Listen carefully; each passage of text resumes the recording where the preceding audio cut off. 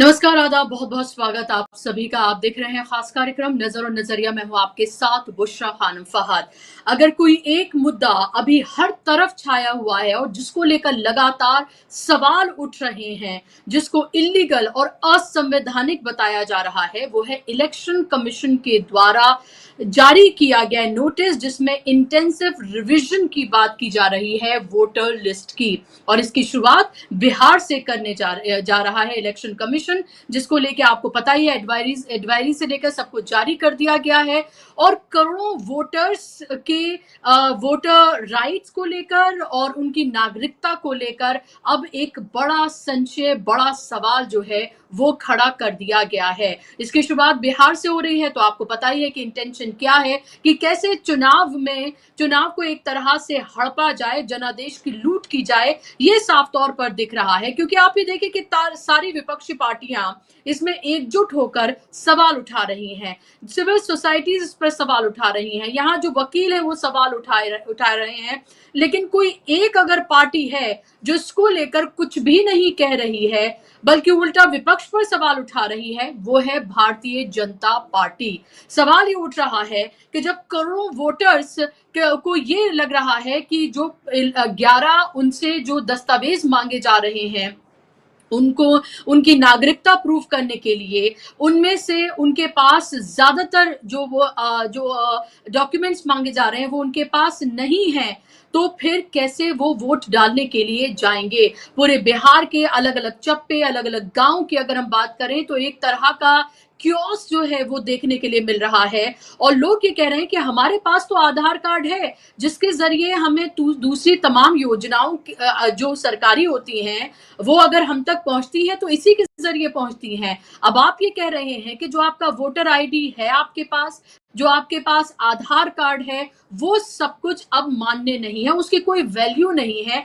वो रद्दी का टुकड़ा है, उसे फाड़ फाड़ कर फेंक दीजिए। यही तो कहने की कोशिश कर रहा है चुनाव आयोग। और आपको एक नए डॉक्यूमेंट्स की लिस्ट जो है वो थमा दी गई है कि ये अगर आपके पास डॉक्यूमेंट्स हैं तो आप ये फॉर्म भरिए, आपके पास बीएलओ आएगा, वो डिसाइड करेगा कि आप या नागरिक हैं नहीं हैं, और उसके बाद आप वोट डाल सकते हैं या नहीं डाल सकते हैं। और ये बताया जा रहा है कि 3 करोड़ के करीब मतदाता हैं जिनके ऊपर अब ये संकट मंडरा रहा है कि वो वोट डाल पाएंगे या फिर नहीं डाल पाएंगे। सीधे तौर पर विपक्ष की तरफ से ये कहा जा रहा है, ये करोड़ों वोटर्स को उनके अधिकार से वंचित करने के लिए ये पूरी की पूरी प्लानिंग जो है वो बीजेपी के साथ मिलकर चुनाव आयोग ने की है। आपको पता है कि कांग्रेस की तरफ से कहा गया था कि हम क्यों बिचौलिए से बात करें, यानी कि चुनाव आयोग से बात करें, हम सीधा बीजेपी से ही बात कर लेते हैं, और ये चुनाव आयोग को अपनी बिल्डिंग बनाने की क्या जरूरत है, वो क्यों नहीं बीजेपी के हेडक्वार्टर में ही शिफ्ट हो जाते हैं। बीजेपी का गुलाम जो है वो बन चुका है चुनाव आयोग। और अब ये मामला पूरा बढ़ता हुआ नजर आ रहा है, क्योंकि आप ये देखिए कि 9 तारीख को बिहार में एक बड़ा आंदोलन होने जा रहा है, बड़ा चक्का जाम करने जा रहा है इंडिया गठबंधन। और इंडिया गठबंधन अब आर या पार के मूड में है, क्योंकि उसे भी पता है ये उसके लिए अस्तित्व का सवाल है। अगर अभी नहीं तो कभी नहीं। ये उन लोगों के लिए तो सवाल खड़ा कर ही दिया गया है, उन करोड़ों वोटर्स के लिए जो अब तक हिंदुस्तानी वोटर्स थे। लेकिन जो ये रिवीजन होगा उसके बाद वो वोटर्स रहेंगे, नागरिक रहेंगे, नहीं रहेंगे, इस सब पर तो सवाल खड़ा कर ही दिया गया है। लेकिन उसके साथ साथ जो पॉलिटिकल पार्टीज हैं उनके अस्तित्व पर ही सवाल है, खासतौर पर जो बिहार में अपनी सियासत को करती है अभी के लिए। और आप ये भी मैं आपको बताने जा रही हूँ कि ये सिर्फ बिहार तक नहीं है, बिहार के बाद बंगाल, इसके बाद आसाम, जहां जहां चुनाव होंगे वहां वहां चुनाव आयोग यही सब करेगा, अगर ऐसा ही रहा। और यानी कि पूरे देश में होने जा रहा है। और आपको पता है पूरे देश में होगा तो एससी, एसटी, ओबीसी, दलित, पिछड़ा, अति पिछड़ा, मुसलमान, इन सबको साजिशन इसमें से वोटर लिस्ट में से हटाने का काम किया जाएगा, ताकि भारतीय जनता पार्टी लगातार सत्ता पर काबिज रहे।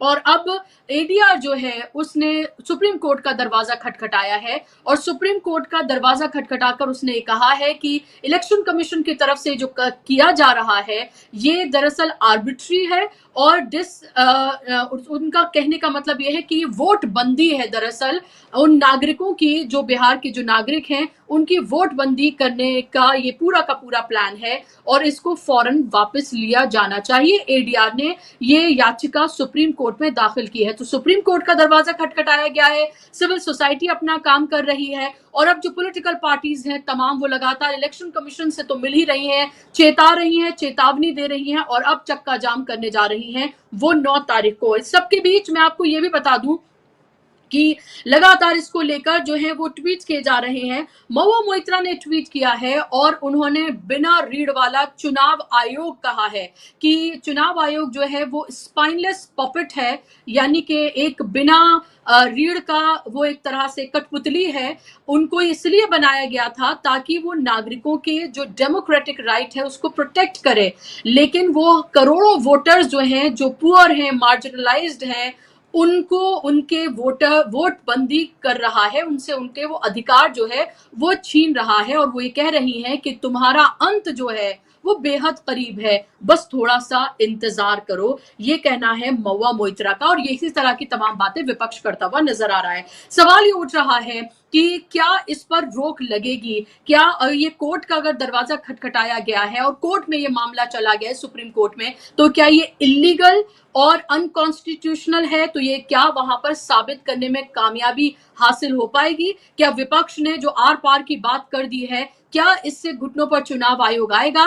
क्या जो अब बहुत कम वक्त बचा है, क्योंकि 25 तारीख तक का ही वक्त है, तो क्या इससे पहले कोई बड़ा फैसला चुनाव आयोग के इस आदेश को लेकर आ सकता है? और अगर नहीं होगा तो उन करोड़ों वोटर्स का क्या होने जा रहा है बिहार में और बिहार के बाद बंगाल में, आसाम में और पूरे देश में? क्या लोकतंत्र क्या सिर्फ दिखावे का रह गया है? क्या संविधान की धज्जियां हर रोज उड़ाई जा रही हैं और जो जिसके मन में आ रहा है वो करता हुआ नजर आ रहा है, ताकि एक पार्टी की सत्ता किसी भी कीमत पर ना जाए, वो सत्ता उसकी कायम रहे? आज इसी पर चर्चा करेंगे, इसी पर बात करेंगे। मेरे साथ 2 खास मेहमान जुड़ गए हैं। स्क्रीन पर आप मेहमानों को ले आइए ताकि चर्चा का हम आगाज करें। आप देख सकते हैं आज खास मेहमान मेरे साथ जुड़े हैं। अरुण अग्रवाल जी हैं, ये तो पॉलिटिकल सोशल एक्टिविस्ट तो वह हैं ही, लेकिन सुप्रीम कोर्ट के वकील हैं और इन तमाम मामलों पर ना सिर्फ उनकी गहन स्टडी रही है बल्कि बेबाकी से अपनी बातों को इस पर रखते रहे। अरुण जी, बहुत स्वागत आपका कार्यक्रम में। मेरे साथ पुष्पेन जी जुड़ गए हैं, सोशल और पॉलिटिकल एक्टिविस्ट हैं, बेबाकी से इन तमाम मुद्दों पर अपनी बातों को रखते हैं और किसान नेता भी हैं। पुष्पेन जी, आपका भी बहुत स्वागत कार्यक्रम में। अरुण जी, शुरुआत में आपसे करना जा रही हूं, इस सबको आप कैसे देख रहे हैं और कहां जाता हुआ देख रहे हैं? अगर एडीआर ने सुप्रीम कोर्ट का दरवाजा खटखटाया है, विपक्ष कह रहा है कि हम चक्का जाम करने जा रहे हैं और बड़ा एक प्रोटेस्ट जो है वो 9 तारीख को होने जा रहा है और उसके बाद लगातार चुनाव आयोग से वो मिल रहा है, क्या इस सबसे ये मसला आप हल होता देख रहे हैं या आपको लग रहा है कि चुनाव आयोग ने एक ऐसा फैसला कर लिया है बीजेपी के साथ मिलकर कि अब वो इसको वापस नहीं लेगा, क्योंकि वो तमाम हथकंडे उसके फेल हो गए कि कैसे बीजेपी को जिताया जाए, तो उसने एक ये तुर्क का नया इक्का निकाला है? को भी नमस्कार। देखिए, चुनाव आयोग की ये पुरानी साजिश है।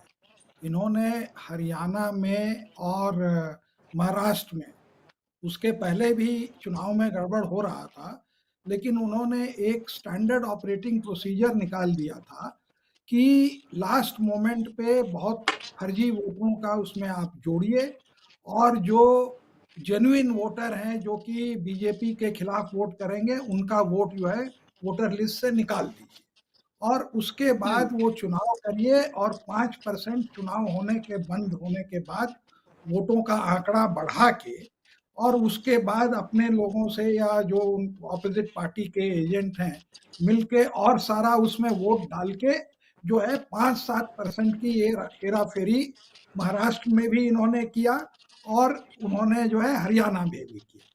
तो अब इनको ये और बम्पर मेजॉरिटी से जीती। अब इनके मुंह में खून लग गया कि भाई हम तो रिगिंग करके जीत लेते हैं, कहने को डेमोक्रेसी भी है और कहने को हम पॉपुलर भी हैं और हम जितनी भी जाति करें पॉपुलेशन के ऊपर, जहां तक अगर हम चुनाव जीतते हैं तो सब वैध हो जाता है। अब ये जो दोनों बार इन्होंने जो घपला किया और राहुल गांधी से इन्होंने लिस्ट मांगी और हमने भी अपने इंडिविजुअल लेवल पर इनको लिखा कि फॉर्म 7 से जिन लोगों ने वोट जो आपने एक गलत दूसरे आदमी को हक दिया कि वो मेरा वोट कटवा दे, और फिर आप मुझको बताते नहीं है कि किस आदमी ने मेरा वोट कटाया, तो ये तो आपकी जिम्मेवारी है। और आप उस हेरा फेरी के एक ये हो गए हैं, उसके पार्ट हो गए हैं। तो उस पर इन्होंने कोई जवाब नहीं दिया, लेकिन इनको ये समझ में आ गया कि अब ये फॉर्म 7 और 6 और 8 निकाल लेंगे, तो जिस तरह से हम पुराना घपला कर रहे थे वो अब घपला इस बार नहीं कर पाएंगे। और बिहार में आप जानते हैं कि दोनों तरफ जो है दबंग लोग हैं, तो वो इस बात को छोड़ेंगे नहीं। उसके आगे जो है इनको कागज वहां पर देने पड़ेंगे ड्यूरिंग इलेक्शन। तब इन्होंने ये तरकीब निकाली कि जब हमको अब इसको कैसे रिग करें, तो वो रिग की ये तकनीक इन्होंने निकाली कि वॉलंटियर उसमें लगा दो और नए तरीके से कहो कि भाई आप बर्थ सर्टिफिकेट और ये और वो दीजिए, और इसको जो है स्पेशल इंटेंसिव रिवीजन का नाम दे दिया। और उसके अंदर में जो हक जो 1993 से नहीं हुआ, इसलिए नहीं हुआ क्योंकि डिजिटलाइजेशन हुआ, और उसके बाद जो है एपिक वोटर कार्ड आ गया, तो हर आदमी के पास 2 सहूलियत थी। और उसमें इन्होंने प्रावधान कर दिया कि अगर मान ले आप बिहार से दिल्ली चले जाते हैं, तो आप जो है फॉर्म 8 डाल के अपना वहां पर रजिस्ट्रेशन कर लीजिए। अगर नए वोटर हैं तो फॉर्म 6 से कर लीजिए। और अगर वो जो बेईमानी वाला था कि वोट अगर किसी का गलत है या वो है, तो एक कोई भी आदमी अप्लाई करके दूसरे का वोट कटा दे। अगर डेथ हो गई, सिटीजन नहीं है, तो सारे पूरे प्रावधान बने हुए थे। उसको जो है रिप्रेजेंटेशन ऑफ पीपल्स एक्ट में भी स्टेटस, वो 2011 में रिवाइज भी हो गए। उसके बाद ये शहनशाह कहिए या तानाशाह कहिए, ये गुप्ता जी आए, और गुप्ता जी का चयन जो है गलत तरीके से हुआ है, क्योंकि वो सुप्रीम कोर्ट में वो पिटिशन पेंडिंग थी। जनवरी में जब उनका चयन हुआ, 17 या 18 तारीख, 17 तारीख को शायद फरवरी में, तो जनवरी में जब वो पिटिशन आया तो जस्टिस सूर्यकांत ने कहा कि भाई आप हमको याद दिला दीजिएगा। तो 3 फरवरी को भाई अब सवाल है कि एक जज है, एक नियुक्ति की बात हो रही है और उससे डेमोक्रेसी लूटी जा रही है, लेकिन और सब चीजों के लिए फुर्सत है, इसके लिए कोर्ट को फुर्सत नहीं है। तो 3 तारीख को उनको कहा गया, तो कहे कि अच्छा 12 तारीख को, तो उसको रखा। 12 तारीख को जब नीचे में लिस्ट थी, तब कोर्ट में कहा गया कि भाई जरा इसको जो है, इनका चयन होने वाला है, राजीव कुमार रिटायर हो रहे हैं, उसके पहले सुन लीजिए। तो उन्होंने जानबूझ के एक दिन के बाद की डेट दी और कह दिया कि देन कॉन्सिक्वेंसेस विल फॉलो। अब जो सरकार है उनको तो मालूम है कि कुछ कॉन्सिक्वेंसेस होने वाले नहीं है, वो गई और उन्होंने अपॉइंटमेंट दिया। और देखिए आज तक जो है वो केस इन्होंने नहीं लिया। अब वो एक पार्टिसिपेंट है, खिलाड़ी है, वही अगर अंपायर नियुक्त करेगा तो डेमोक्रेसी कहाँ रहेगी? क्या इतनी सी बात सुप्रीम कोर्ट के विद्वान जजों को नहीं समझ में आती? और जब ये देख रहे हैं कि पूरे देश में आज तक, देखिए, चुनाव आयोग के ऊपर लोगों का विश्वास था, भले ईवीएम के लिए लड़े या नहीं लड़े, लेकिन पिछले 7 साल में, 8 साल में जब से ये सरकार आई है और जब ये घपला करना चालू की है, तो अब ये पोजीशन चुनाव आयोग की आ गई है कि मुंह पे लोग कह देते हैं कि आप भाजपा में अपना जो है ऑफिस खोल लीजिए, दूसरे कह रहे हैं कि ये जितने वॉलंटियर हैं ये सब आरएसएस की हैं और इनका जो है पुतला जलाया जाएगा, और इनको कोई शर्म नहीं है। आप हमको कितना भी गाली दीजिए, मैं कुर्सी पर बैठा हूँ, मैं आपको उंगली दिखा के, it is considered very bad manner two point fingers, दिखा के अब हम ऑपोजिशन को ये कहेंगे कि अपनी औकात में रहो, अब जो है नया सिस्टम आ गया, नए तरीके से काम होगा। तो ये तो इनका बैकग्राउंड हुआ। तो इसलिए अभी तक तो लोग केवल चुनाव आयोग के ऊपर उंगली उठा रहे थे, लेकिन जब कोर्ट मामला नहीं सुनती है तब लोग कोर्ट पर भी उंगली उठाने लगते हैं। आपने देखा पाकिस्तान और बांग्लादेश में क्या हुआ, वहां के चुनाव आयोग ने कहा कि हाँ हम पर प्रेशर था, हमने गलती की, और पाकिस्तान में, बांग्लादेश में तो उन लोगों को दौड़ा ही लिया गया। और इस चुनाव आयोग की जो विरासत थी, इन लोगों को दूसरे देश बुलाया जाता था सर्टिफाई करने के लिए कि चुनाव ठीक से हुआ है। दूसरे देश ये लोग यहाँ पर लोग को भेजते थे ट्रेनिंग के लिए। अब तो इनकी ये विश्वसनीयता हो गई कि पूरे संसार में इनकी बदनामी हो गई। और आप जो है सेकंड राउंड में जो केस है, जो एडीआर ने किया है, उसकी समरी वगैरह जो है हमने अभी लेके निकाली है, तो उसका मैं जिक्र जी करूंगा। जो है जी हम जो बिल्कुल है जी को ये बिल्कुल, करेंगे मैं आपके मैं। पास आ रही हूँ और ज़ाहिर सी बात है कि ये बहुत इम्पोर्टेंट है। और अगर सुप्रीम कोर्ट से भी जो लोगों को लगता है कि शायद आखिरी उम्मीद है, अगर वो उम्मीद वहाँ से भी लगातार हर मामले में या ज़्यादातर मामलों में अगर वहाँ से भी उम्मीद खत्म हो रही है, तो फिर लोगों के पास रास्ता क्या बचता है? ये एक बड़ा सवाल है। आंदोलन एक रास्ता है, लेकिन जो आंदोलन करने की बात विपक्ष कर रहा है और 9 तारीख को एक बड़ा आंदोलन की वो बात कर रहे हैं, क्या उससे ये मसला हल होगा? क्योंकि हमने देखा है कि सीएनआरसी के दौरान जब शाहीन बाग हुआ था और पूरे देश में जब शाहीन बाग किया गया था, तब हमने देखा कि सरकार घुटनों पर आई थी और तब शायद लोगों को ये लग रहा था कि सिर्फ मुसलमानों की नागरिकता का सवाल है, मुसलमान यहाँ बैठे हुए हैं। अब तो आप देखिए कि ये चोर दरवाजे से एनआरसी लाया जा रहा है और यहाँ तो अब सबके अस्तित्व पर सवाल आके खड़ा हो गया है, सबकी नागरिकता पर सवाल आकर खड़ा हो गया है। तो ये एक महत्वपूर्ण। और दूसरी बात हमने किसान आंदोलन में देखा कि सरकार झुकती है, झुकाने वाला चाहिए, ये एक महत्वपूर्ण बात है। पुष्पेन जी, कितना खतरनाक आप इस प्लान को मान रहे हैं? हर हथकंडा अपना लिया गया, हर मुद्दे पर फेल ये सरकार, विदेश नीति पर फेल, नेशनलिज्म के मुद्दा जो उनका छद्म राष्ट्रवाद है वो लोगों के सामने खुलकर सामने आ गया, चुनाव की धांधली चोरी सब खुलकर सामने आ गई। तो अब ये एक नया रास्ता लेकर आए हैं और अब तमाम लोगों को, जैसे आए थे ना एकदम नोटबंदी की थी 8 बजे, वैसे ही चुनाव आयोग आया था, बिना मशवरा किए बिना कुछ किए 7 बजे आके कह दिया कि अब आप सबको बताना पड़ेगा कि आप नागरिक हैं कि नहीं और तभी आप वोट कर पाएंगे। देखिए बुशरा जी, ये एक किस्म की नोटबंदी के बाद जो वोटबंदी है ना, उसको करने का प्लान है। और लोकतंत्र के प्रहरी ही इस वक्त लोकतंत्र को के ऊपर डकैती डालने में लगे हुए हैं।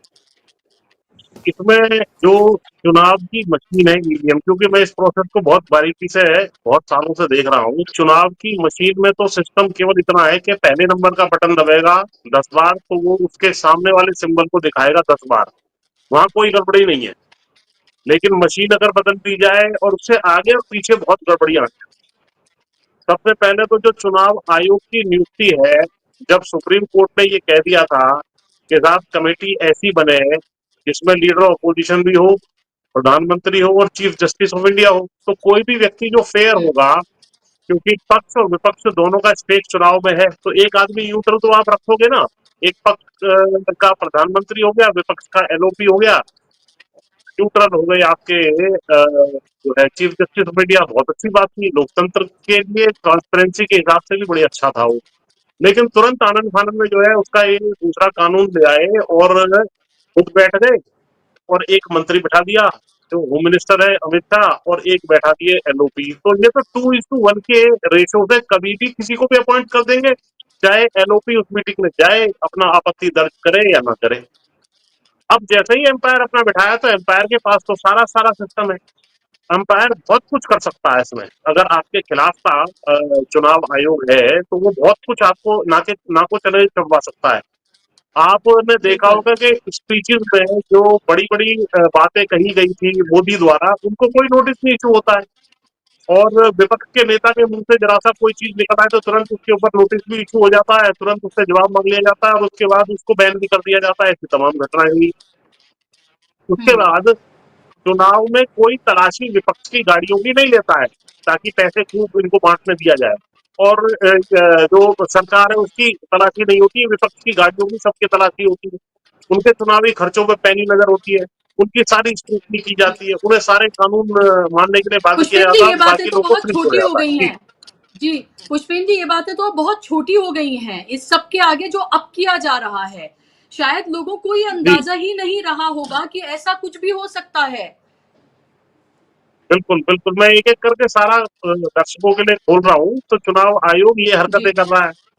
उसके बाद इन्होंने जो राहुल गांधी ने अभी पिछले 7 जून को इंडियन एक्सप्रेस में लेख लिखा, मैच फिक्सिंग इन महाराष्ट्र, जिसको बार बार लोगों को के रेफरेंस के लिए पढ़ना चाहिए। मैच फिक्सिंग इन महाराष्ट्र ये है। तो इसको जी जो है 7 जून को जो लिखा है, इन्होंने 5 बिंदु इसमें बताए। पहला नंबर बिंदु तो मैंने जो बता दिया, चुनाव आयोग की नियुक्ति।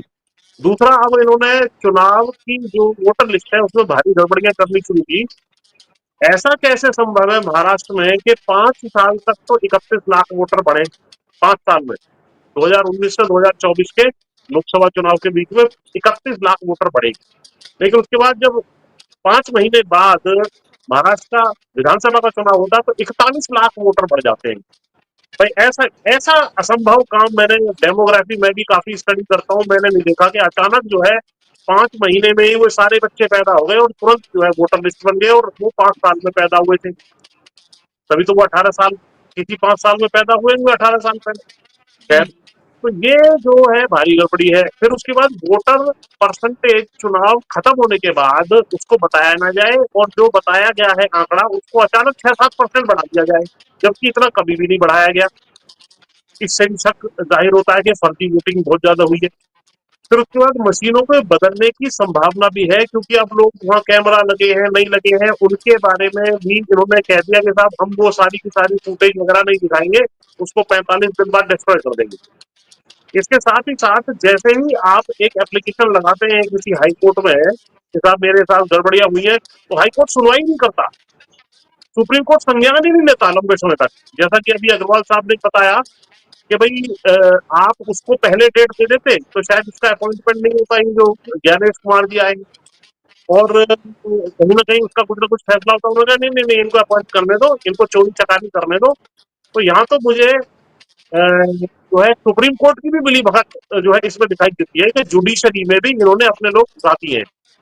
हालांकि मैं जी मतलब किसी कंटेम्प्ट ऑफ कोर्ट वोट से कभी डरता नहीं हूँ, और खुल के कह रहा हूँ कि वास्तविकता ये है कि सुप्रीम कोर्ट में भी और जुडिशरी में भी कहीं ना कहीं कंप्रोमाइज दिखाई दे रहे हैं। जिस तरीके से साबित होता है, अभी जिस एक हाई कोर्ट के जज के यहाँ पे कैश पकड़ा गया, उसको जो है कोई सजा किसी किस्म की, कोई FIR, कोई पंचनामा कि भाई क्या है क्या नहीं था, और उनको छोड़ दिया गया। और वो भी इतना महाबेशरम आदमी था कि वो उसको वहां ट्रांसफर इलाहाबाद कर दिया गया, वो भी चुपचाप बैठा हुआ तनख्वाह उठा रहा है। तो ये हमारे जो जुडिशरी के और डेमोक्रेसी के प्रहरी हैं, चौकीदार हैं, उनका हाल है। अब इन्होंने जी कहा कि भाई महाराष्ट्र में और हम हरियाणा में हमने भारी गड़बड़ी कर दी, लेकिन लोगों को शक तो हो गया है हमारे ऊपर, अब क्या करें। तो अब हम खुला खेल फरुक्काबाजी जिसको कहते हैं वो कर देते हैं, और इन्होंने 11 सूत्र दे दिए। 11 सूत्र आपके दर्शकों के लिए बता देता हूँ, जो बहुत कम है। आज इंडियन एक्सप्रेस फ्रंट पेज पे छपा है इस बारे में कि भैया ये 11 में से एक सामान ले आओ, अगर तुम्हें रखना है तो, अपना नाम इसमें जुड़वाना है। एक तो कोई, अगर आप सेंट्रल गवर्नमेंट के या स्टेट गवर्नमेंट के वो है तो एम्प्लॉई, जिसका ID कार्ड लाइए। इसमें केवल 1.5% पॉपुलेशन आती है जिसका सरकारी जो है नौकरी है, या जो अथॉरिटीज हैं जैसे लोकल अथॉरिटी है, बैंक है, पोस्ट ऑफिस है, LIC PSU है, इसका कोई ID कार्ड हो, ये भी बहुत कम है। बर्थ सर्टिफिकेट लाइए कॉम्पिटेंट अथॉरिटी का। बर्थ सर्टिफिकेट के मामले में भी जो अभी नए ताजा बने हैं, तो 18 साल पहले वो पैदा हुए तो तब 1/4 से भी कम रजिस्टर होते थे, वो भी किसी के पास नहीं है। पासपोर्ट के लिए कहा है 2% है। मैट्रिकुलेशन सर्टिफिकेट ले लगभग 14% के आसपास है, उस टाइम के पैदा हुए उसका। परमानेंट रेजिडेंट सर्टिफिकेट है, कॉम्पिटेंट अथॉरिटी का डोमिसाइल सर्टिफिकेट है, इसका कोई अता पता नहीं है, ये देते ही नहीं है कोई बहुत दिनों तक। फॉरेस्ट राइट सर्टिफिकेट है, OBC SC ST का सर्टिफिकेट है, या फैमिली रजिस्टर है, या कोई हाउस या का अलॉटमेंट सर्टिफिकेट है। लेकिन आधार कार्ड जो सबसे मूल है, सबसे ज्यादा व्यापक है, जी और सब लोगों के पास है, वही हटा दिया गया और जिसके आधार पे आप बैंक अकाउंट भी खोल सकते हैं, आप फाइनेंशियल ट्रांजेक्शन कर सकते हैं, हर चीज में पैन कार्ड और आधार कार्ड का इस्तेमाल करके आप बहुत कुछ कर सकते हैं। तो आधार कार्ड सबसे बेसिक है, उसको आप नहीं मान रहे हैं, तो इसका मतलब भारी जो हो क्यों रहा है ये। इसके लिए भी मैं पिछले, जब से ये 100 साल वाला मामला आया है, ये जो है मैंने कुछ किताबें मंगवाई। एक तो गोलवलकर की किताब है, ये धीरेन्द्र झा की गोलवलकर किताब है। इसके अलावा ये RSS की आइकॉन ऑफ द राइट है, निरंजन मुखोपाध्याय की किताब है। और जी इसके अलावा एक वी और नेशनहुड डिफाइंड है, इसको जरूर मैं एक पैराग्राफ पढ़ के सुनाऊंगा, जो गोलवलकर की है, 1939 में लिखी थी, जिसका जो ब्लूप्रिंट है इनका, जिसके आधार पे ये काम कर रहे हैं। और वही मुझे दिखाई दे रहा है। और इस पैराग्राफ को कोट करते हुए पिछले नवंबर दिसंबर में चंडीगढ़ में एक कार्यक्रम में था, वो भाईचारे का था, उसमें हिंदू मुसलमान सिख सब शामिल थे। तो मैंने कहा था, मुसलमान भाइयों तुम्हारी वोट कटने जा रही है, सुन लो इस देश के अंदर। उसका तरीका इसमें ही आता है ब्लू प्रिंट में। ये कहते हैं विदेशी रेसिस जो है, foreign races in Hindustan must either adopt Hindu culture and language, must learn to respect and hold reverence Hindu religion, must entertain no idea but of glorification of Hindu race and culture, of Hindu nation, and must lose their separate existence to merge into Hindu race, or may stay in the country only subordinated to the Hindu nation, claiming nothing, deserving no privileges, far less any preferential treatment, not even citizens' rights. यानी भैया जी मुसलमानों और ईसाइयों के लिए विशेषकर, बाकी minorities के लिए भैया हिंदुस्तान में रहना है तो देखो हिंदुओं के नीचे रहना पड़ेगा, तुम्हारा कोई अलग से अधिकार नहीं होगा, कोई प्रेफरेंशियल ट्रीटमेंट तुम्हें नहीं दिया जाएगा, और भूल जाओ सारे अधिकार, नागरिक के अधिकार भी आपको नहीं होंगे, ये लिखा है इसमें, है। तो यही चीज हो रही है आपके सामने, अनऑफिशियली तो हो रही है। तो बिल्कुल हिंदू राष्ट्र की तरफ तेजी से देश को जो है बढ़ाने का काम हो रहा है, इसमें माइनॉरिटीज के राइट्स हो, किसानों के राइट्स हो, दलितों के राइट्स हो, अल्पसंख्यकों के जो तमाम जो है ना, इनको कुचला जाएगा। और ये जो मैंने अभी किताब आपको गोलवलकर धीरेन्द्र झा की दिखाई, इसमें क्लियर बताया है, ये इनका उसी दिन से सपना था कि लोकतांत्रिक तरीके से यदि आपके हाथ में सत्ता ना आए तो आप यहाँ पे विद्रोह कर दो, आप सशस्त्र बल के माध्यम से जो है सत्ता में कब्जा कर लो और फिर अपना हिंदू राष्ट्र यहाँ पे स्थापित कर दो। तो ये देश इस तरीके से सिविल वॉर की तरफ बढ़ जाएगा। लेकिन मुझे सबसे बड़ा आश्चर्य है, जो लोकतांत्रिक हमारी संस्थाएं हैं, चाहे चुनाव आयोग हो, चाहे सुप्रीम कोर्ट हो, वो क्यों सो रहे हैं? ये तो बेईमानी करेंगे ही, और जनता क्यों नहीं सो रही है? मुझे तो ऐसा लग रहा है इस देश में कि बांग्लादेश वाला हाल होगा, अंत में घूम फिर करके लोग सड़कों पे आएंगे, जो देखेंगे कि हमने वोट किसी को दिया लेकिन सत्ता में कोई और आके बैठ गया, और खचेड़ खचेड़ करके जो भगा भगा के दौड़ा दौड़ा करके जो है इन सारी संस्थाओं के लोगों को जो है ना सड़कों पर, तब जाकर के इनका जी इलाज होगा। और ऐसा असंभव नहीं है, ऐसा होता रहा है। तो इसलिए चाहे सुप्रीम कोर्ट के जज हो, निर्भीकता से बता रहा हूँ, उनको भी दौड़ा लेगी पब्लिक, और ये चुनाव आयोग को भी दौड़ा लेगी, और ये आरएसएस वालों को भी दौड़ा लेगी। इसके लिए सावधान हो जाओ, इससे पहले कि तुम्हारा बहुत बुरा हाल जनता सड़कों पे करे। जी जी महत्वपूर्ण बातें कही हैं, और ये डेंजरस है, ये इट्स वेरी वेरी डेंजरस जो फिलहाल होता हुआ नजर आ रहा है। ये भले ही लोगों को ये लग रहा हो कि बिहार के वोटर्स की बात है, या अभी उनको इस तरह की फीलिंग ना आ रही हो, लेकिन ये बहुत डेंजरस गेम है, ये लोगों को समझना चाहिए। एक लोकतांत्रिक निजाम में आपसे जो आपका बेसिक राइट है वोट करने का, जिससे सरकारें गिरती और बनती हैं, जो एक तरह से जो प्रजा को राजा की तरह बनाता है, वही आपसे छीना जा रहा है। और दरअसल यही बताने की कोशिश की जा रही है, हम राजा हैं, हमने डिसीजन ले लिया, अब ये प्रजा को मान्य होना चाहिए। अरुण जी, ये कितना खतरनाक आप इसको मान रहे हैं? क्या लोग इसकी, ये कितना सीरियस और कितना डेंजरस है, और ये किस तरफ आगे बढ़ रहा है, क्या इसको लोग समझ पा रहे हैं? क्योंकि ये आज बिहार की बात है, कल आपकी, मेरी और फिर पुष्पेन जी की बात होगी, जो दर्शक देख रहे हैं हजारों की तादाद में, उनकी बात होगी। इस सबके ऊपर आने वाला है, यानी कि जो आपका बेसिक राइट है, जिससे आप सरकारों को झुकाते हैं, हटाते हैं, वही आपसे छीना जा रहा है, और आपसे कहा जा रहा है जो आपके पास था वो अब कुछ नहीं है, ये हमने बताया आपको, लेकर आइए तो ठीक है, वरना निकलिए यहाँ से। देखिए, अभी इन्होंने जो है ना, जो एडीआर ने जो चैलेंज किया है, उन्होंने बहुत ही जी अच्छी पिटीशन बनाई है, और उसकी ओके ये समरी है, इसकी सिनॉप्सिस है। तो उसमें मैं ये देख रहा था कि इन्होंने काफ़ी मेहनत करी है, और यही लिखा है कि ये ऑर्डर डेटेड, पहले तो इन्होंने एक सेक्शन दिए हैं कि जो 325 और 326 हैं, उसके अंतर्गत जो है हर एक नागरिक को वोट करने का राइट है, और आप उनको उससे वंचित नहीं कर सकते। और जो ये कर रहे हैं उनका जो है मूल अधिकार जो है, फंडामेंटल राइट है 14, 19 और 21 के ऊपर, और बेसिक स्ट्रक्चर ऑफ कॉन्स्टिट्यूशन उसके खिलाफ है। उसके आगे इन्होंने ये कहा है कि ये जो है दी order dated 24/6/25 issued by the Election Commission of India has shifted the onus of being on the voters list from the state to the citizens. ये बहुत बड़ी बात है। ये ओनर स्टेट का है, ये होम मिनिस्ट्री का काम है कि कौन सिटीजन है नहीं है। ये इलेक्शन कमीशन का ये नहीं है टू डिटरमिन द सिटीजनशिप। अगर एनआरसी लगाना है तो उसको लगाए, होम मिनिस्ट्री लगाए।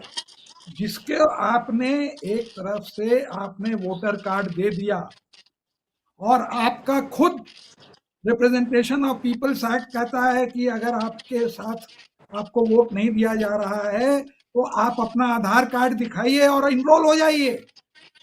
इनको किसने हक दिया कि वोटर कार्ड भी उड़ा देंगे, और वोटर कार्ड मतलब एपिक कार्ड जो इलेक्शन कमीशन ने इशू किया है, और आधार भी उड़ा देंगे, जॉब कार्ड भी उड़ा देंगे नरेगा का। तो ये इनका दिखाता है कि कितने बड़े बेईमान है। न केवल बेईमान है, बहुत बड़े बेईमान है, जानबूझ के इन्होंने ये काम किया है। दूसरी बात, जो इन्होंने वोटर कार्ड दिए और एपिक कार्ड दिए, उसके ऊपर करीब 20 से 30 रुपए पर कार्ड खर्चा हुआ। 100 करोड़ कार्ड जो है इंडिविजुअल वोटर्स हैं आज के तारीख में। इसका मतलब सरकार का 2000 केवल इशू करने में, मैं टाइम की बात नहीं कर रहा हूं। आप और हम अगर अपना ईपिक कार्ड बनाने जाते हैं तो हमारा कुछ समय बर्बाद होता है।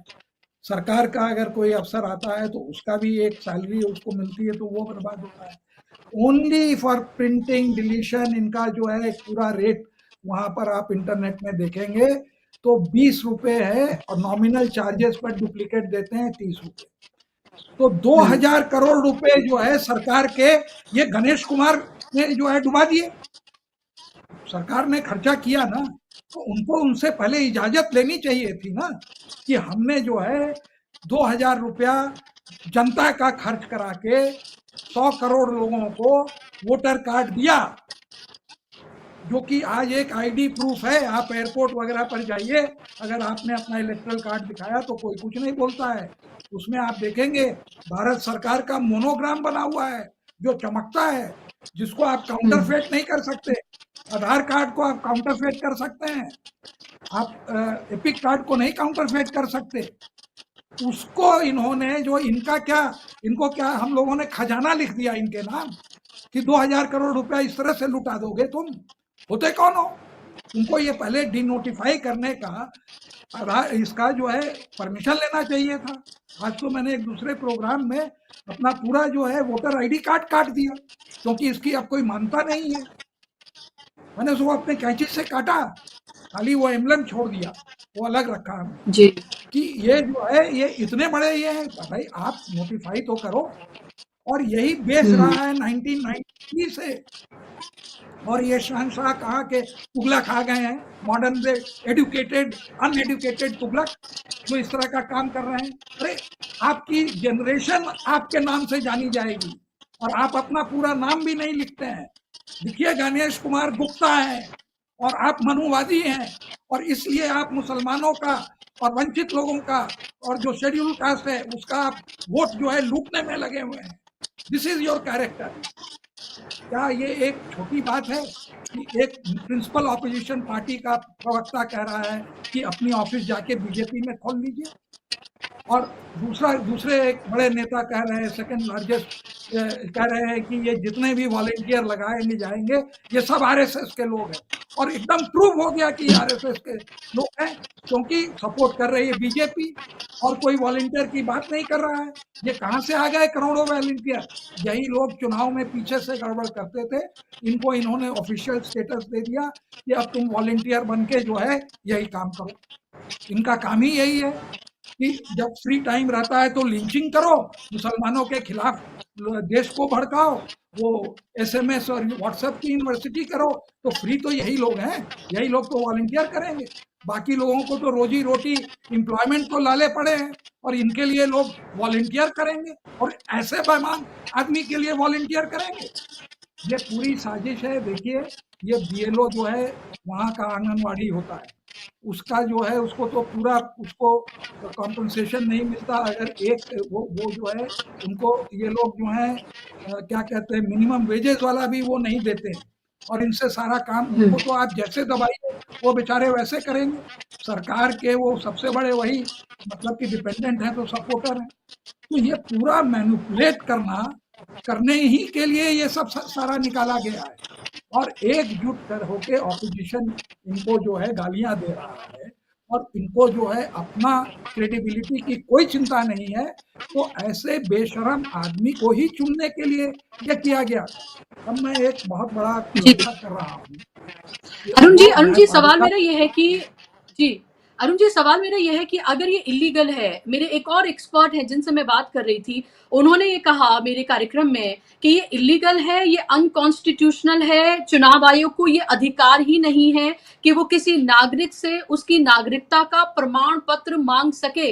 अगर ये एक्सपर्ट आकर कह रहे हैं, तो आप ये बताइए कि एडीआर ने जो सुप्रीम कोर्ट में याचिका लगाई है, क्या आपको लगता है कि वहां पर इस पर रोक लग जाएगी? क्योंकि अगर हम पूरे ये देखें कि अगर जो प्रक्रिया है, कानूनी प्रक्रिया, वो अनबाइज्ड होकर अगर काम कर रही है, तो वो तो कानूनी पहलू देखेंगे कि भाई संवैधानिक उस पर ये खरा उतरता है या नहीं उतरता है, ये लीगल है या इलीगल है। उनको तो ये टेक्निकल पॉइंट्स ही देखने हैं। तो आपको लगता है एडीआर की ये जो याचिका है, ये रोक लगाने में क्या कामयाब हो सकती है if it's illegal and unconstitutional? नहीं, ये इलीगल भी है और अनकॉन्स्टिट्यूशनल भी है। और ये न केवल इलीगल और अनकॉन्स्टिट्यूशनल है, ये बेसिक स्ट्रक्चर ऑफ द से जो है इसको ये हिट करता है। अरे जब मतदान ही नहीं होगा सही तरीके से, तो फिर डेमोक्रेसी कहाँ रही? अगर डेमोक्रेसी नहीं रही तो फिर कॉन्स्टिट्यूशन का क्या मतलब है? अगर बाबा साहब अम्बेडकर ने लास्ट मैन को भी लड़के वो राइट दिया वोट करने का, जो अमेरिका में सिविल राइट्स और वोटिंग राइट्स 1960s में जाके मिलते हैं, जो महिलाओं को इंग्लैंड में 1970s में 17 में सफरेजेट्स राइट्स के वो आंदोलन के बाद मिलता है, वो हमें जो है कॉन्स्टिट्यूशन में 1950 में वो सारा राइट मिला। उस राइट को ये जो है 75 साल के बाद ये आदमी छीन रहा है। इससे बड़ा अत्याचार क्या हो सकता है? ये जो पूरा जो डायरेक्टेड है, ये उन लोगों के खिलाफ डायरेक्टेड है कि जो गरीब है, वंचित है, शेड्यूल कास्ट के हैं, शेड्यूल ट्राइब के हैं, जो मुस्लिम्स हैं, उन्हीं के पास ये सब डॉक्यूमेंट्स नहीं है। तो इसके अलावा फिर बचा क्या जो आप कह रहे हैं?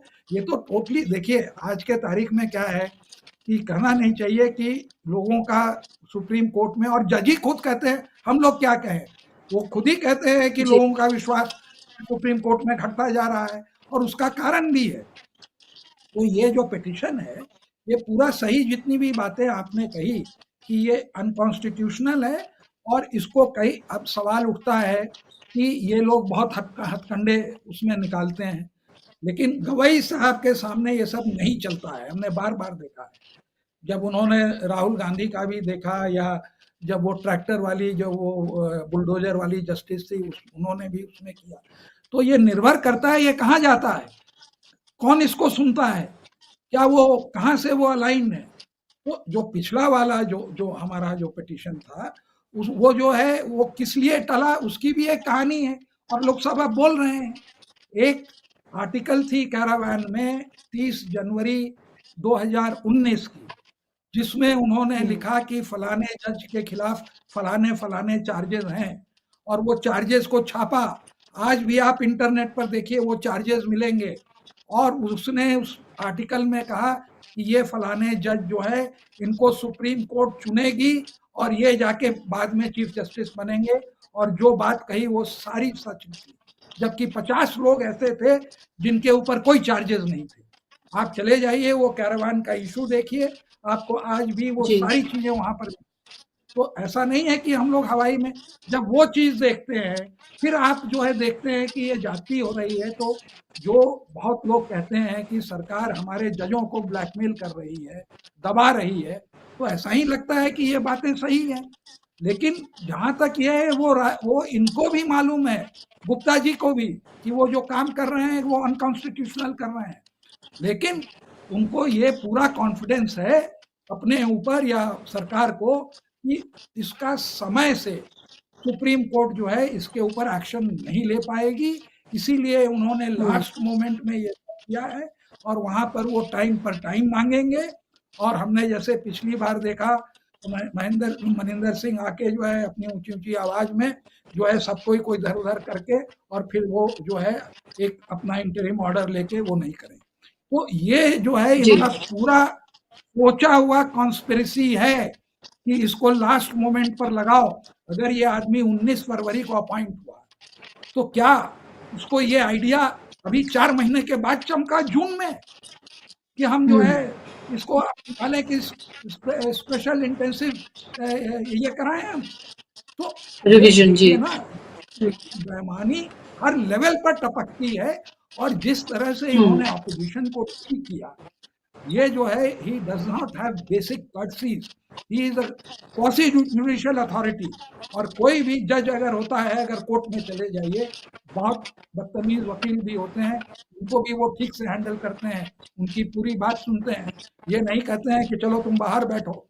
ये आदमी को बेसिक चीज नहीं मालूम है, बेसिक मैनर्स नहीं मालूम है, और इसको वहां बैठा भाजपा ने इसीलिए अपॉइंट किया है कि ये सबसे ये देखिए, ये पहले जॉइंट सेक्रेटरी और एडिशनल सेक्रेटरी था होम मिनिस्ट्री में, तो इसको जो है सबके सब कुछ मालूम है। तो he was the most inappropriate person to be made a chief election commissioner because he was working under Amit Shah, who is notorious for other things, जिसको लोग तड़ी पार और क्या क्या कहते हैं। तो ऐसे आदमी को तो कभी बनाना ही नहीं चाहिए था, और वो आदमी को आपने बनाया और वो अपना रंग दिखा रहा है।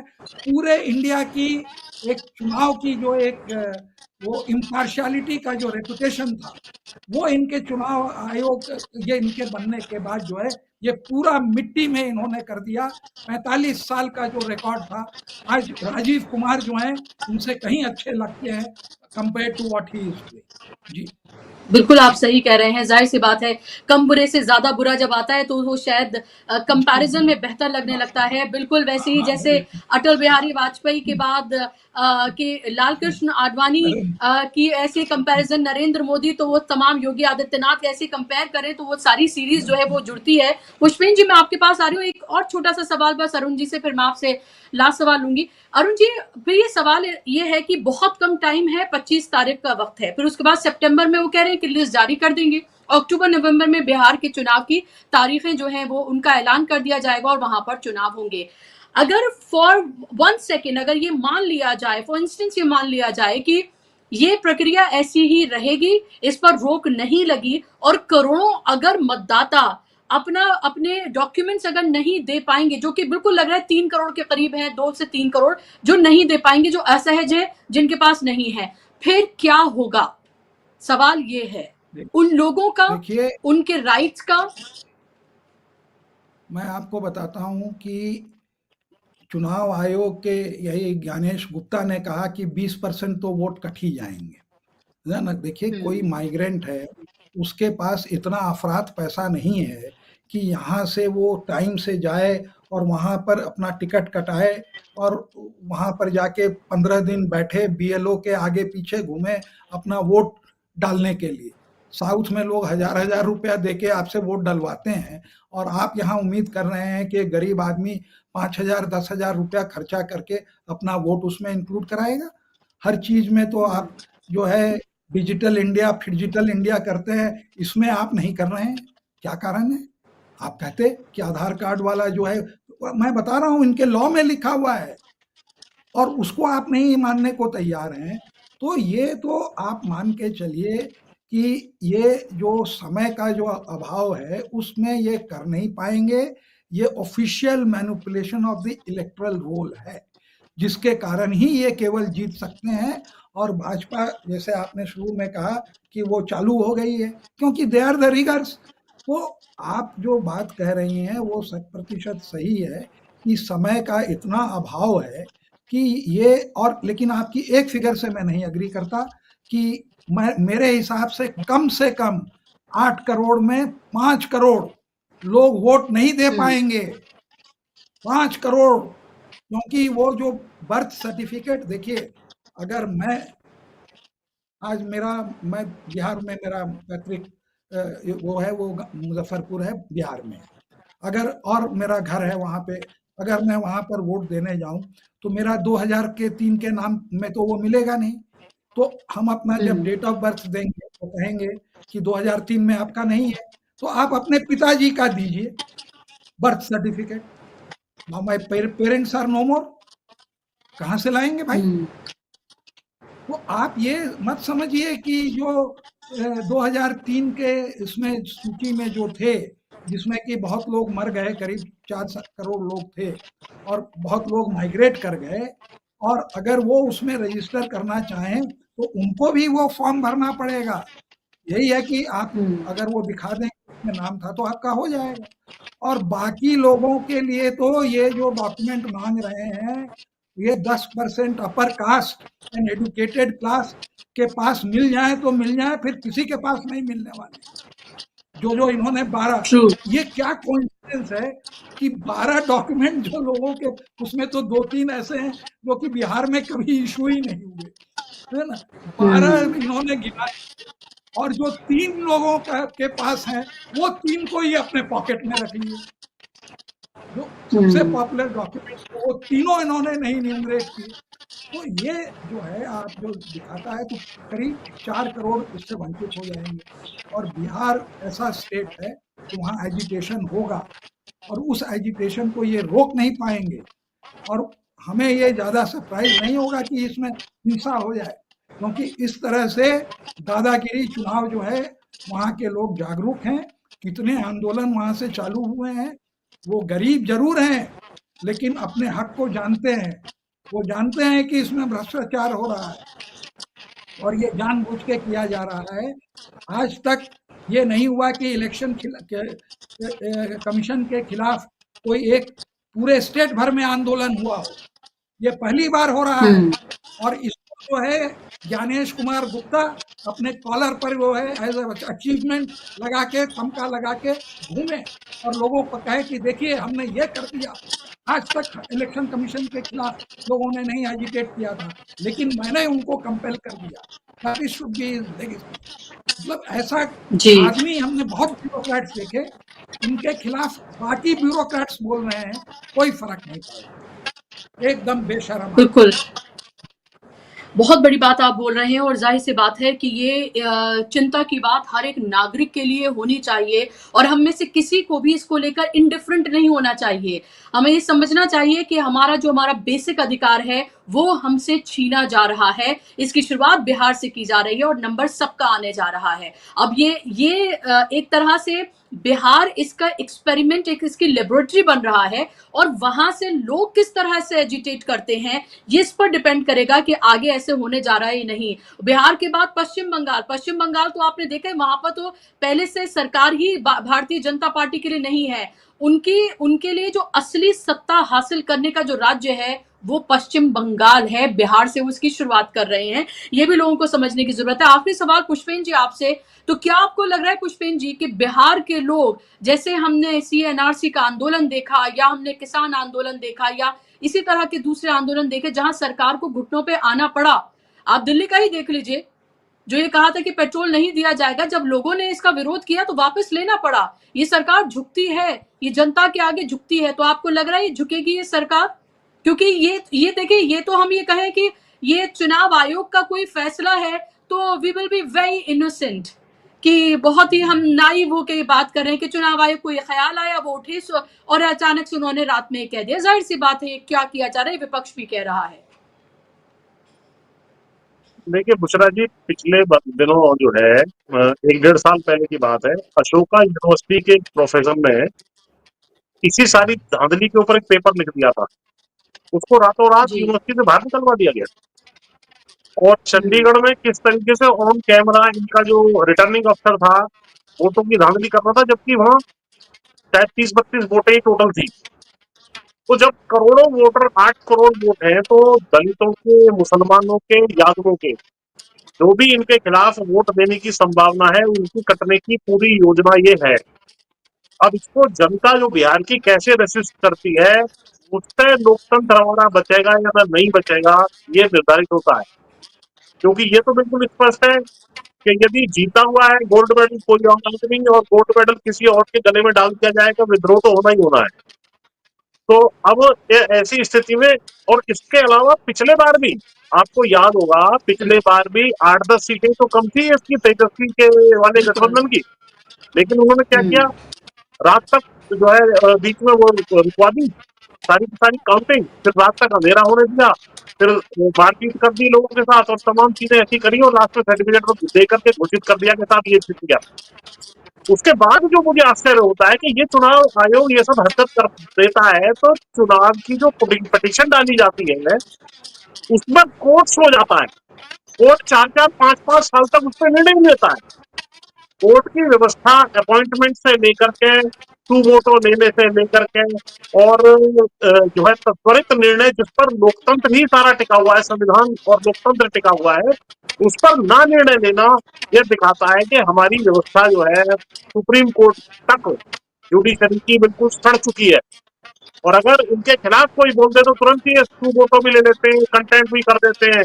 लेकिन जहाँ लोकतंत्र की आंखों के सामने हत्या हो रही है, सबको पता हो कि वोटर लिस्ट में जो है भारी मैनिपुलेशन करने के लिए सारे हथकंडे अपनाए जा रहे हैं चुनाव आयोग द्वारा, फिर भी कोई 100 वोटर नहीं मिलता है, एप्लीकेशन लगी हुई है, अब पता नहीं इसका क्या हश्र होगा। तो यहाँ तो अंत में घूम फिर के जो मैंने कहा था, जब जनता जिसको आदेश दे सत्ता में जाने का, अगर उसके जगह दूसरा बैठेगा तो जनता में विद्रोह पैदा होगा।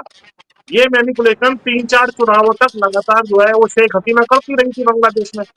लास्ट में शेख हसीना को कैसे दौड़ा के भागा दिया जनता ने, तो ये जनता जो है किसका क्या हाल कर दे, और वो चुनाव आयोग हो चाहे सुप्रीम कोर्ट हो, सबके इस्तीफे हुए फिर बाद में वहां पर, और सबको दौड़ा दिया गया। तो ये स्थिति बन सकती है इस देश के अंदर भी, और मैं तो कहूंगा कि ये स्थिति ही अब बन जानी चाहिए, क्योंकि ये चीजें जो है सर के ऊपर से निकल चुकी है। और आरएसएस को भी लग रहा है 2025 चल रहा है, 100 साल हो गए, अब हमारे कब तक हिंदू राष्ट्र बनाएंगे, अब कर ही देते हैं सारा काम। इसमें चुनाव मैनिपुलेटेड हो, सत्ता हमारी कायम हो, दलितों को, मुसलमानों को, जो किसान जातियां हैं उनको जो है नीचे बिठा दिया जाए, मनुस्मृति लागू कर दी जाए, और हम सत्ता में परमानेंट तानाशाह की तरह बैठ जाएं, जो चाहे वो करें। ये देश इस तानाशाही को बिल्कुल भी बर्दाश्त करने वाला नहीं है। जनता को सड़कों पर उतरना चाहिए, और विपक्षी पार्टियों को भी इसमें अपनी जान झोंक देनी चाहिए, क्योंकि वैसे भी तुम हारोगे, सारा स्पष्ट है। हरियाणा में चुनाव जीत रहा था विपक्ष, विपक्ष बिल्कुल जीत रहा था, महाराष्ट्र में और इनमें जीता है, 4 महीने पहले जीत गया, बहुत अच्छे खासे वोटों से जीत गया लोकसभा चुनाव में, एमपी के जो चुनाव थे। और 4-5 महीने बाद ही ऐसा बदलाव हो गया, ऐसा ईश्वर दिखा दिया उनको कि सारा का सारा जो है खेल पलट दिया गया। और आज की तारीख में मोदी भी बहुत ज्यादा प्रेशर में है ऑपरेशन सिंदूर के किरकिरी होने की वजह से। उनको ये लगता है कि यदि मैं बिहार का चुनाव हार गया तो कहीं ना कहीं ये जेडीयू, नीतीश कुमार ये सब बढ़ जाएंगे, इनकी पार्टी टूट फूट हो सकती है या विलय हो सकती है तेजस्वी के साथ। बहुत बड़ा राजनीतिक घटनाक्रम हो सकता है, अंदर से भी इनके लिए विद्रोह हो सकता है, बीजेपी के अंदर भी विद्रोह हो सकता है। इसलिए इनकी जान अटकी हुई है इस चुनाव में कि कैसे ही कुछ भी करो, करो या मरो, और लेकिन मेरे को चुनाव जो है जिता के दो। और जिस तरह का परिचय अभी अग्रवाल साहब ने दे दिया ज्ञानेश कुमार जी का, कि मैं बता रहा हूँ, इनको जो है ना घोषित कर देना चाहिए राहुल गांधी को भी और विपक्ष को, कि भाई चुनाव आयोग वालों रिटायर हो जाओगे, मर जाओगे तो तुम्हारी कब्र में से खोद करके भी तुम्हारे ऊपर जो है ना मुकदमेबाजी होगी और तुम्हें जेल फेंका जाएगा। ये समझ लेना अच्छी तरीके से। ये रिटायरमेंट के बाद एक जज आते हैं, फैसला लगते हैं राम मंदिर का, जाकर के वहां राज्यसभा बैठ जाते हैं। कोई आता है, एक हाई कोर्ट का था वहां पर बंगाल में, उसने जो है फैसला उल्टे सीधे दिए और वो जाकर के सीधा सीधा एमपी बन जाता है, कोई राज्यपाल बन जाता है। ठीक है, तमाशा होना है इस देश के अंदर। तो सबसे पहले तो जो इंडिपेंडेंट संस्था सुप्रीम कोर्ट बैठी है कि कोई गड़बड़ी कोई करता है तो हम लोग सबसे पहले देश की रक्षा करने के लिए, नागरिक अधिकारी की रक्षा करने के लिए आ जाएंगे। वो फेल हो गया है मैकेनिज्म। सबसे पहले तो इन्हीं का नंबर लगना चाहिए कि सुप्रीम कोर्ट के जजों को दौड़ा दौड़ा करके जनता जब तक नहीं जीतेगी, जब तक इस देश में न्याय की कोई उम्मीद मत समझना। और मैं बड़ी जिम्मेदारी से कह रहा हूँ, किसी को कंटेम्प्ट ऑफ कोर्ट लगानी हो तो जो है मैं बिल्कुल तैयार बैठता हूँ जेल जाने के लिए। जी, बिल्कुल, आपकी चिंता जो है वो जायज़ है और ज़ाहिर-सी बात है एक नागरिक के नाते एक नेशनलिस्ट होने के नाते जो आप तमाम बातें यहाँ पर कह रहे हैं वो जाहिर सी बात है वो आपका अपना कुछ नहीं बल्कि देश को लेकर ये पूरे सवाल है कि जब मोदी जी दूसरे देशों में जाते हैं तो वहां दुहाई देते हैं लोकतंत्र की, गांधी के आदर्शों की वो बात करते हैं और खुद अपने देश में क्या कुछ हो रहा है वो सब कुछ पूरी दुनिया जो है वो भी देख रही है, क्योंकि अब ये दुनिया जो है वो सोशल मीडिया का ये दौर है और सबको सब कुछ पता चल जाता है कि क्या कहाँ किस तरह से हो रहा है। और ये बिल्कुल साफ है कि बिहार का चुनाव वैसे भी मोदी जी के लिए बेहद महत्वपूर्ण है, क्योंकि जो 2 में से 1 बैसाखी है वो वहां पर है। अगर वो हार गए तो जाहिर सी बात है बिहार की नहीं केंद्र की सत्ता भी उनके हाथ से जा सकती है, साफ तौर पर दिख रहा है। और वैसे भी उनकी पॉपुलैरिटी का गिराव जो है वो लगातार गिर रहा है। ऑपरेशन सिंदूर के बाद वो अपने निचले इस स्तर पर है, ये सब साफ तौर पर दिखाई दे रहा है। देखना ही होगा कि आगे